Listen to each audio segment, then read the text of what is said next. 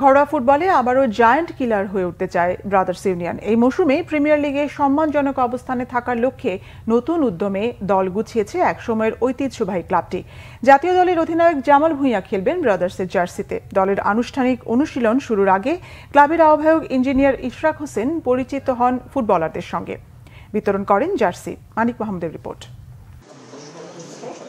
ধুলো ময়লা পরিষ্কার করে ঝকঝকে ব্রাদার্স ইউনিয়নের ক্লাব অফিস।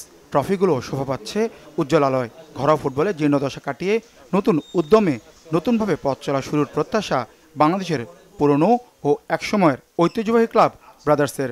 বিগত সরকারের পতন ও রাজনৈতিক পরিবর্তনের স্বস্তিতে সংগঠকদের নিয়ে ক্লাবটিতে সংস্কারের উদ্যোগ নেন ব্রাদার্সের সাবেক সভাপতি মরহুম সাদেক হোসেন খোকার পুত্র ইঞ্জিনিয়ার ইশরাক হোসেন।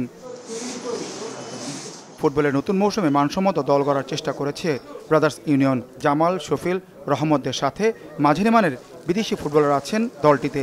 মাঠেই অনুশীলনে ফুটবলারদের সাথে ইঞ্জিনিয়ার ইশরাক হোসেনের পরিচিতি পর্ব ও জার্সি প্রদানের কার্যক্রম থাকলেও বৃষ্টির কারণে তা সম্ভব হয়নি। তাই আনুষ্ঠানিকতা হয় ক্লাব অফিসেই। আবারও কমলা রঙের জার্সির ঐতিহ্য ফিরে আসবে, মাঠে দাপট দেখাবে ব্রাদার্স, আশা ক্লাবটির আহ্বায়কের।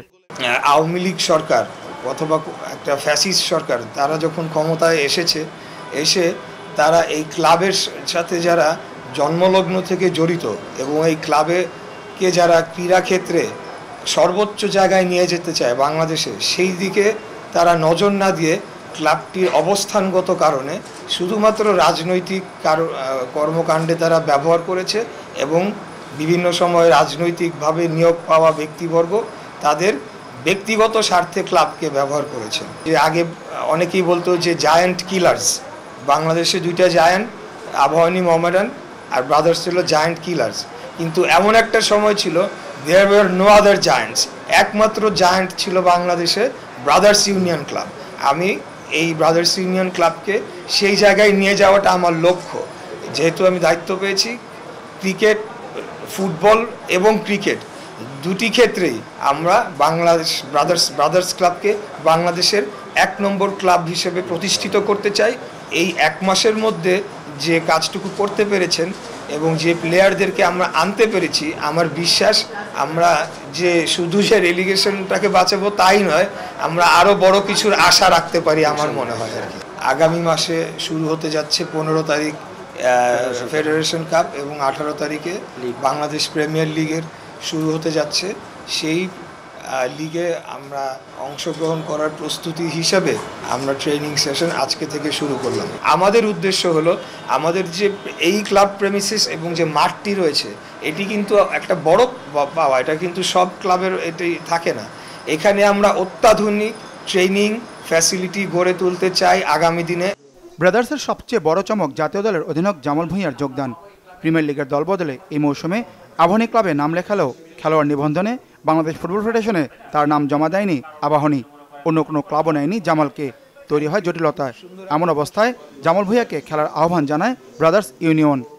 ব্রাদার্স আমাকে ডাক দিছে, এটা আমি আই এম খুব গ্রেটফুল। আমি তো এটা I can't thank them enough না, বিকজ ইভেন আমের ভাই দ্য নেক্সট ডে আমাকে বলছে, even the day after transfer window বন্ধ হয়েছে, আমাকে বলছে তুমি এখানে আসো। দেশের স্বার্থে বলেন আর প্লেয়ারের স্বার্থে বলেন, যেইভাবেই বলেন, যেন এই ব্যাপারটা একটু শিথিল হয়ে যদি থাকে তাহলে আমাদের জন্য ভালো, যে জামাল আমাদের ন্যাশনাল টিমে রিপ্রেজেন্ট করে সে যেন খেলতে পারে। যেহেতু সে ন্যাশনাল প্লেয়ার, সে অলরেডি আবাহনীর কিন্তু ফর্মে সাইন করা আছে। হ্যাঁ, 2টা ফর্মে সাইন করলো, ওই প্লেয়ার ব্যান্ড হয়ে যায়, খেলতে পারে না। এখন একটা প্লেয়ারকে আমি লোনেও দিতে পারি, আবাহনীর সেই সুযোগটা আছে লোনে দেওয়ার, সে সিস্টেম করে শিথিল করে ওকে খেলা দেওয়ার জন্য। ফেডারেশন কাপে যেরকম ভালো করুক, প্রিমিয়ার লিগসগুলো যেগুলি খেলবে সবগুলোতে ভালো করুক, অ্যান্ড তাদের নামটা যেরকম সবসময় থাকুক, ওইটাই আমার আশা। আর বড় বড় দলগুলো যেমনি বিট করতে পারে, অ্যান্ড যেমনি বলা হয় যেরকম 2টাই জায়ান্টস আছে, ওরকম যেরকম না থাকে, ব্রাদার্স ক্লাবের নামটা সবার উপরে থাকে। আর জামাল ভুঁইয়া আছে, ওটা দেখেও আমার আরও ক্লাবের উপরে আরও আশাটা বাড়লো যে এখন আরও ভালো করতে পারবো আমরা। ঢাকা প্রিমিয়ার লিগ ফুটবলে দুবার শিরোপা জিতেছে গোপীবাগের ক্লাবটি। মানিক মাহমুদ, বাংলা ভিশন, ঢাকা।